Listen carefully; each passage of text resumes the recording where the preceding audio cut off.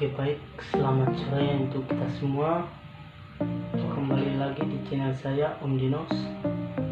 Pada video kali ini saya akan mempresentasikan materi dari sebuah mata kuliah yang diberikan dari kampus dengan materinya tentang ragam bahasa. Teman-teman tidak perlu memperpanjang kata lagi, langsung saja ke videonya. Selamat menikmati. Faktor sejarah dan perkembangan masyarakat turut berpengaruh pada timbulnya sejumlah ragam bahasa Indonesia. Ragam bahasa adalah variasi bahasa menurut pemakaian yang berbeda-beda, menurut topik yang dibicarakan, menurut hubungan pembicara, kawan bicara orang yang dibicarakan, serta menurut medium pembicara. Bachmann 1990. Faktor yang menyebabkan timbulnya keberagaman bahasa: 1. Luas daerah, 2. Jumlah penutur, 3. Sikap penutur, 4. Sosial penutur, 5. Pendidikan dan budaya. Ragam bahasa Indonesia dibedakan atas 3, yaitu media, 2. Cara pandang penutur, 3. Topik pembicaraan. Ragam bahasa menurut media yang digunakan dibedakan atas 2, yaitu ragam lisan dan ragam tulis. Ciri-ciri ragam lisan: 1. Memerlukan orang kedua atau teman bicara. 2. Tergantung situasi, kondisi, ruang, dan waktu. 3. Tidak harus memperhatikan unsur gramatikal, hanya perlu intonasi juga bahasa tubuh. 4. Berlangsung cepat. 5. Sering dapat berlangsung tanpa alat bantu. 6. Kesalahan dapat langsung dikoreksi. 7. Dapat dibantu dengan gerak tubuh dan mimik wajah serta intonasi.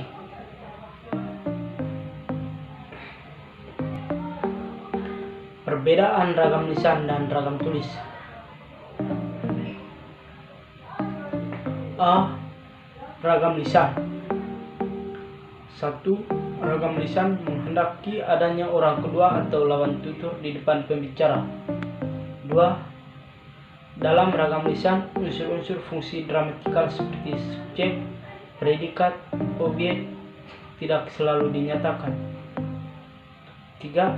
Ragam lisan sangat terikat pada kondisi, situasi, ruang, dan waktu. 4. Ragam lisan dipengaruhi oleh tinggi rendah dan panjang pendeknya suara. B. Ragam tulis. Ragam tulis tidak mengharuskan adanya lawan tutur di depan pembicara. 2. Dalam ragam tulis, unsur-unsur fungsi gramatikal harus dinyatakan. 3.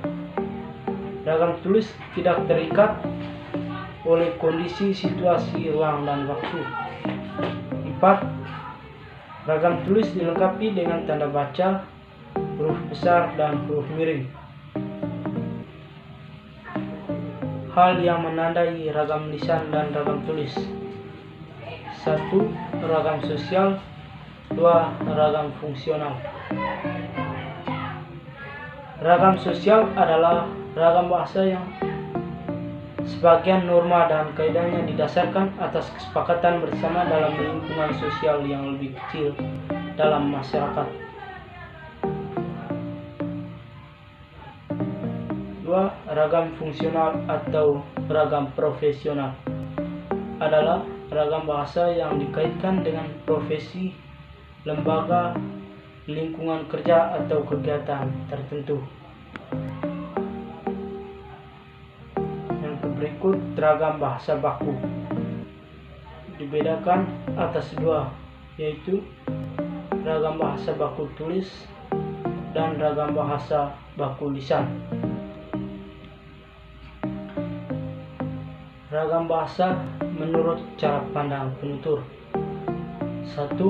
ragam dialek. 2. Ragam terpelajar. 3. Ragam resmi. 4. Ragam tidak resmi. Yang berikut ragam dialek. Ragam daerah yang dipengaruhi oleh logat.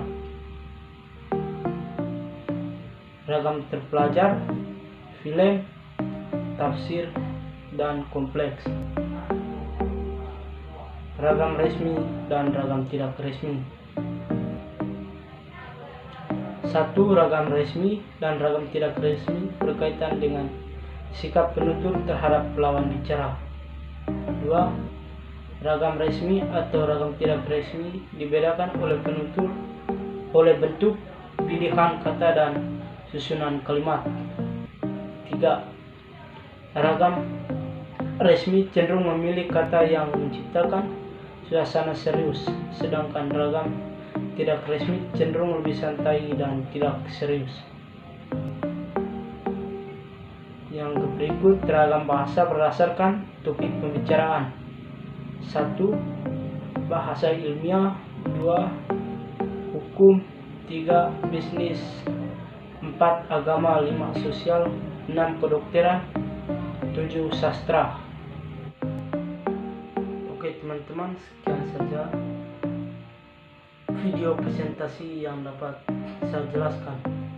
Lebih dan kurangnya saya minta maaf. Sekian dan terima kasih. Salam sehat.